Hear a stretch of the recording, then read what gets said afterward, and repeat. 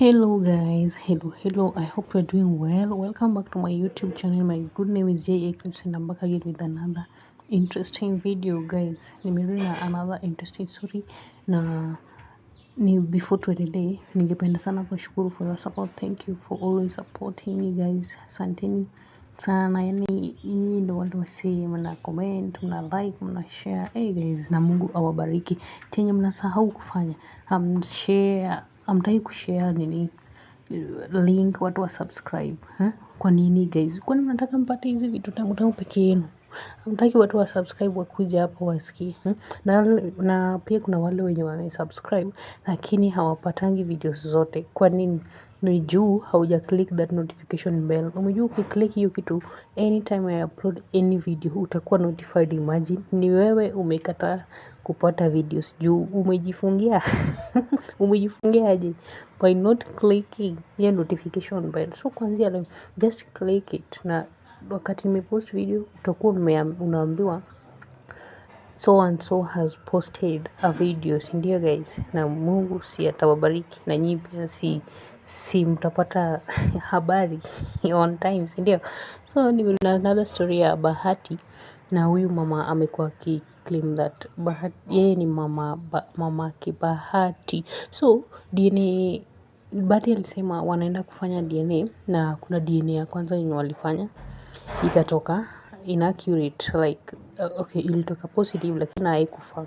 So ilibidi Bahati aende hosi ingine, alienda La Fame, wakafanywa DNA na Dr. Dhu. So walienda moja kwa moja na huyu mama kuchukua result guys. Mama alifurahi akijua mtoto ni wangu, lazima mtoto wangu nichukue, sikia apende asipende. So guys, do you know wakati alisomewa result alikataa, akasema that is not the result yenye alikuwa anataka, yenye inafaa. Like alikuwa anasema huyu doc hajafanya DNA vizuri, inafaa irudiwe. Alikataa, akalia, akasema yeye anataka mtoto wake anataka mtoto wake, na yani alilia guys. Alikataa hiyo mambo ati DNA, ati Bahati si mtoto wake na yeye anasema ni wake. Mpaka Bahati akasema akasema yeye anajua mama yake mwenye alikufa, sijui alisema anaitwa nani, nimesahau, mwenye alikufa, na azidi kupumzika kwa amani. Ni kwa amani ama na amani? Si ni kwa amani, si ndio?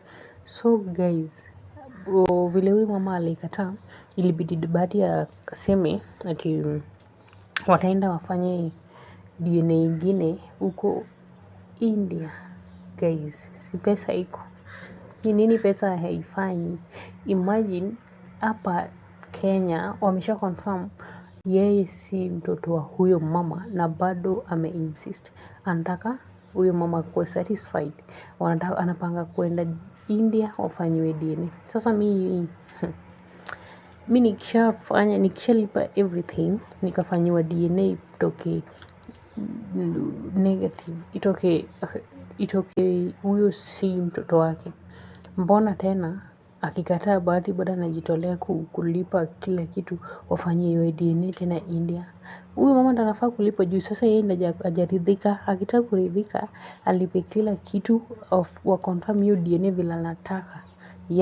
Ama Bahati alipe, na ikitoka si yeye mamake, alipe kila kitu juu sasa hiyo ni kuwestia mtu do. Unatoka tu from nowhere unakuja kuambia mtu sijui wewe ni mtoto wangu. DNA ikishafanywa inatoka yeye si mtoto wako, alafu unaanza kuteta sijui ni mtoto wangu. Hiyo DNA hizo results si poa, sijui ni poa, na itabidi ukubali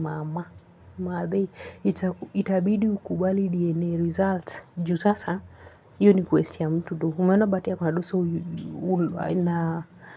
unakuja na vitu zako za nini za ukora, na kuna watoto wa kulipia fee. Hiyo ni wastage of money. Kama mimi naweza advise Bahati, vile ulishafanya hiyo DNA, ridhika nayo. Kama yeye hajaridhika alipie hizo zingine. Juu sasa utakuwa na waste do kwa vitu zenye hazi make sense. hizo miaka zote mbona hakuwa amekuja akisema, mbona hakuwa amekuja aseme wewe ni mtoto wake. Awache ujinga na ukora. Yeah, so guys, advice yenu huyo mama kwenye comment section, mniambie mna support nani, Bahati ama huyo mama? Yeah, who is right? Nani yako sawa? Juu sasa sielewi. Thank you guys for watching. Like, share and comment, and don't forget to subscribe guys. Sindio, bye bye, I love you.